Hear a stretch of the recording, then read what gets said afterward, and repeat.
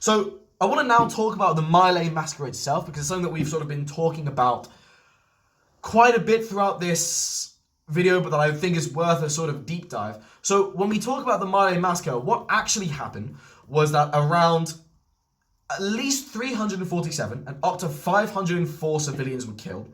And they were killed in the hamlet of My Lai and also the hamlet of a place called My Kay. These two are often grouped together due to their geographical proximity and due to the temporal proximity of those massacres. They roughly co-occurred. No Vietnamese males of fighting age were found in this massacre. Everyone killed was were unarmed women, children, babies, and elderly men. The people committing the massacre also stopped in the middle to take a lunch break before resuming the murderer. Some women were gang raped, some women were raped. Raped girls were as young as 10 years old. There were, I think, about 6, let me just double check. There were 9 rapes under 18 years old. The sexual assaults included gang rapes and sexual torture, although it's worth noting that rape is such an excruciatingly painful process that it is a form of physical torture anyway. According to an eyewitness, a woman was raped after her children were killed by US soldiers. Another Vietnamese villager also noticed soldiers rape a 13-year-old girl. Individuals within this company, so the soldiers involved in the My Lai massacre moved around the village, systematically rounding up women and children, rounding them up into pits and killing them. So just to give I'm just going to describe some of the actions of individual officers. So Ernest Medina was the sort of captain of Charlie Company. So Charlie Company was the army unit committing the massacre. I should specify that, actually. So the My Lai massacre was committed by soldiers from Charlie Company, 1st Battalion, 20th Infantry Regiment, 11th Brigade of the 23rd Division.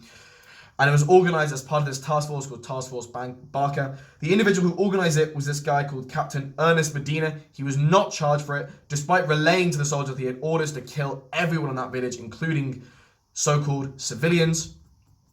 I'm just trying to find some testimonies of individuals who were in this.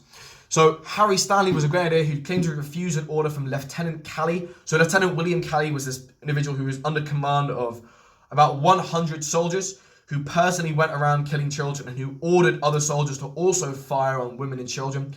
So Harry Stanley was given an order to kill civilians that were rounded up in a bomb crater. Sergeant J. Vidmer said, he was quoted as saying, "The most disturbing thing I saw was one boy," and this was something that, this is what haunts me from the whole ordeal down there. There was a boy with his arms shot up half hanging on, and he just had this bewildered look on his face and like, what did I do? What's wrong? He was just, it's hard to describe, couldn't comprehend. I shot the boy, killed him, and I'd like to think of it more or less as a mercy killing because somebody else would have killed him in the end, but it wasn't right. Robert E. Maples was a machine gunner who said that he refused an order to kill civilians hiding in a ditch and claimed that his commanding officer threatened to shoot him.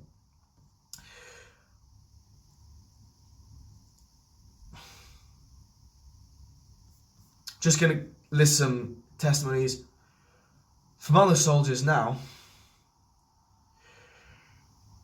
William Doherty and Michael Terry, soldiers from the 3rd Platoon who participated in the killing of the wounded in a ditch. Bernardo Simpson, a rifleman who admitted that he slew around 10 people in My Lai on CPT Medina, so Captain Ernest Medina's orders not to kill only people, but even cats and dogs. He fired at a group of people where he allegedly saw a man with a weapon, but instead killed a woman with a baby. Sergeant Kenneth Hodges, who was a squad leader, was charged with rape and murder during the My Lai massacre. In every interview given, he strictly claimed that he was following orders. None of these individuals were prosecuted. There was in fact one person who was prosecuted, William Calley, a lieutenant who led around 100 men and personally ordered many of them to kill people. He rounded up unarmed women and children into a ditch and fired on them. He then noticed a 2-year-old boy climbing out of a ditch on one occasion, grabbed him by the arm, tossed him back in the ditch, and shot him. Calley did not express any remorse at the trial. He said, "I carried out the orders that I was given, and I do not feel wrong in doing so."